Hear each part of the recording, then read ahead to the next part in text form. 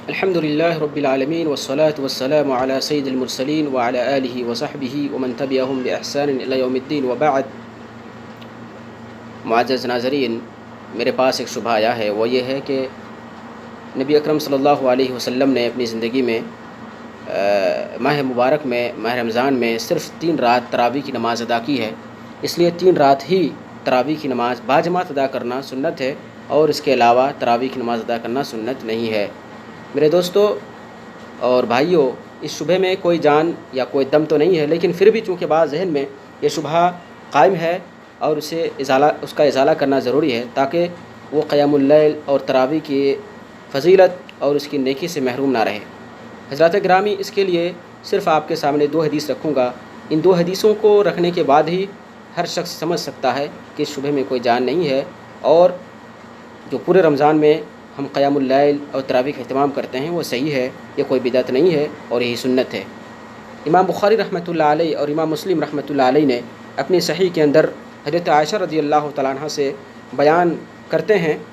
بخاری حدیث نمبر 924 اور مسلم حدیث نمبر 761 کہ آپ صلی اللہ علیہ وسلم ایک دن مسجد گئے اور آپ نے نماز شروع کی تو چند لوگ آئے اور آپ کے پیچھے نماز پڑھنے لگے.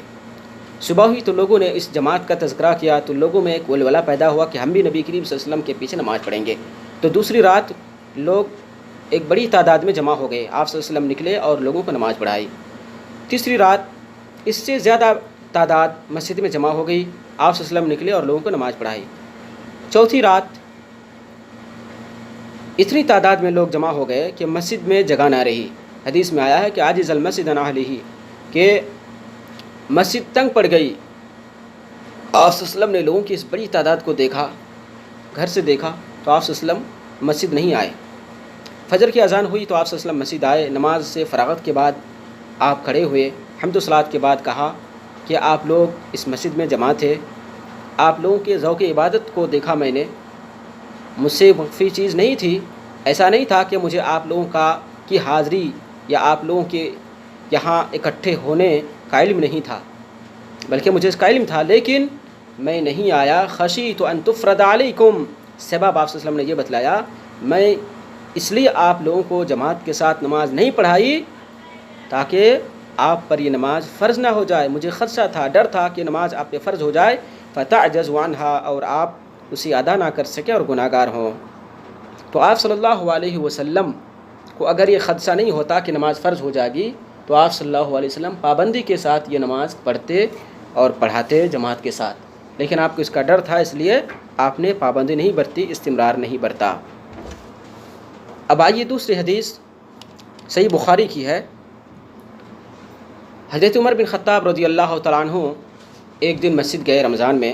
دیکھا کہ کہیں 1 آدمی، کہیں 2 آدمی، کہیں 4 آدمی، کہیں 5 آدمی الگ الگ نماز قائم کر رہے ہیں، تراویح قائم کر رہے ہیں. تو آپ حضرت عمر بن خطاب رضی اللہ تعالیٰ عنہ نے کہا کہ اگر ان تمام لوگوں کو ایک قاری کے پیچھے، ایک امام کے پیچھے جمع کر دیا جائے تو بہتر ہوگا. پھر انہوں نے حضرت ابی بن کعب رضی اللہ تعالیٰ عنہ کے پیچھے تمام لوگ اکٹھا کر دیا. پھر دوسری رات مسجد جانا ہوا، دیکھا کہ سارے لوگ ایک امام کے پیچھے پوری خشوع خضوع کے ساتھ نماز پڑھ رہے ہیں، تو بڑے خوش ہوئے اور کہا نعم البدعۃ ہذہ، کہ بدعت بڑی اچھی بدعت ہے. ہم اور آپ جانتے ہیں کہ بدعت اچھی نہیں ہوتی ہے، ہر بدعت گمراہ کن ہوتی ہے، ہر بدعت گمراہی ہے. کل بدعۃ ضلالہ، آپ صلی اللہ علیہ وسلم نے صریح لفظ میں کہا کل بدعۃ ضلالہ، ہر بدعت گمراہی ہے. لیکن حضرت عمر نے کہا یہ اچھی بدعت ہے. تو یہاں بدعت سے مراد لغوی بدعت ہے. بدعت لغت میں کہتے ہیں نئی چیز کو، چونکہ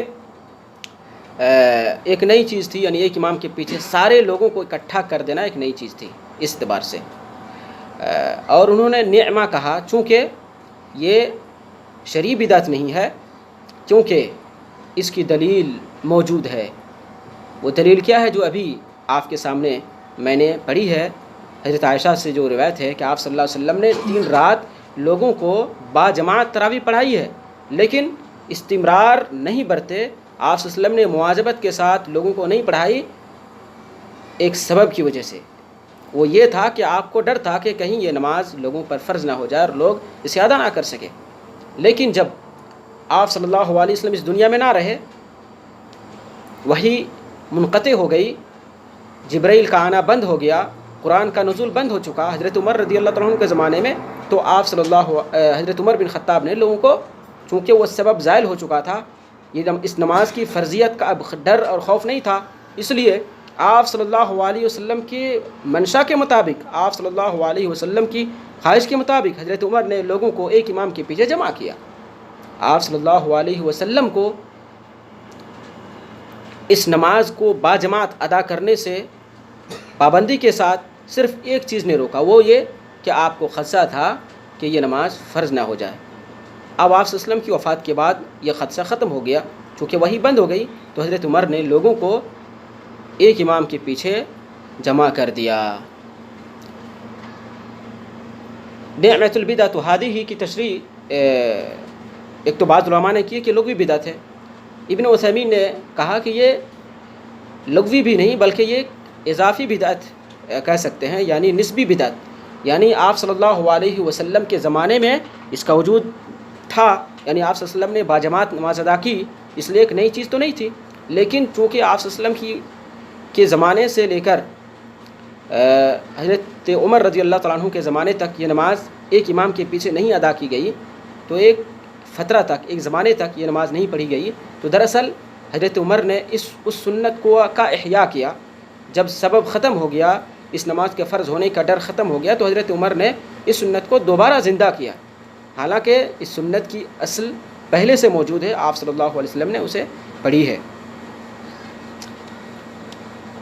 معلوم یہ ہوا کہ یہ کوئی بدعت نہیں ہے، اور صرف 3 رات نماز ادا کرنا ہی سنت نہیں ہے، بلکہ آپ صلی اللہ علیہ وسلم نے 3 رات نماز اس لیے ادا کی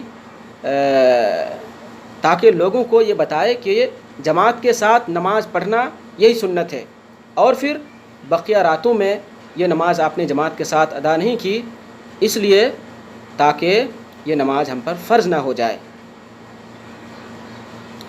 بالفرض ہم اگر مان لیتے ہیں کہ حضرت عمر نے اسے ایجاد کیا، ایک امام کے پیچھے تمام لوگوں کو جمع کرنا، حضرت عمر نے ایسا کیا، تو یہ حدیث بھی ہمارے سامنے ہے، اور ہم سب جانتے ہیں وہ حدیث صحیح ہے، علیکم بسنتی و سنت الخلفاء الراشدین المہدیین، کہ تم لوگوں پر واجب ہے کہ میری سنت کو لازم پکڑو۔ نبی اکرم صلی اللہ علیہ وسلم فرماتے ہیں کہ میری سنت کو لازم پکڑو اور خلفاء راشدین کی سنت کو لازم پکڑو، اور حضرت عمر بن خطاب خلفاء راشدین میں سے ہیں، نیک خلفاء میں سے ہیں، صالح خلفاء میں سے ہیں، ان کی یہ سنت ہے، اسے لازم پکڑنا چاہیے۔ اس لیے جس کے ذہن میں بھی یہ شبہ آئے اسے فوراً دور کرنا چاہیے، اور قیام اللیل اور تراویح کی نماز کا پورا اہتمام کرنا چاہیے۔ اس کی بڑی فضیلت احادیث کے اندر وارد ہوئی ہے۔ آپ صلی اللہ علیہ وسلم نے فرمایا، صحیح مسلم کی روایت ہے، من قام رمضان ایمانا واحتسابا غفر له ما تقدم، جس نے ماہ رمضان میں قیام کیا اجر کی امید سے اور ایمان کے ساتھ، اخلاص کے ساتھ، تو اس کا پچھلا گناہ معاف ہو جاتا ہے۔ تو اتنا بڑا فضل ہے اور اتنی بڑی فضیلت اس کی، اور اتنی نیکی کا یہ سبب ہے قیام اللیل، تو اسے غنیمت جاننا چاہیے اور اس سے خوب فائدہ اٹھانا چاہیے۔ اس ماہ مبارک میں اللہ رب العالمین ہمارے ذہن سے ہر طرح کے شبہ کو دور کرے، اور ہمیں عبادت کرنے کی اور ماہ رمضان سے مستفید ہونے کی توفیق عطا فرمائے۔ السلام علیکم ورحمۃ اللہ وبرکاتہ۔